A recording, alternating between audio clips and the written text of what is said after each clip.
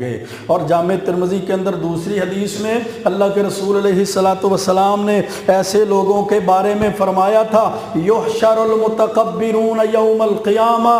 قیامت کے دن تکبر کرنے والے لوگوں کو اکٹھا کیا جائے گا، امثال الذر فی صور الرجال، ان کی شکلیں تو بندوں کی ہوں گی، انسانوں والی صورتیں ہوں گی، لیکن ان کا جسم چیونٹیوں کی مثل ہوگا، یغشاہم الذل من کل مکان، ہر طرف سے ان کے اوپر ذلت اور رسوائی چھائی ہوئی ہوگی، فیساقون الی سجن فی جہنم،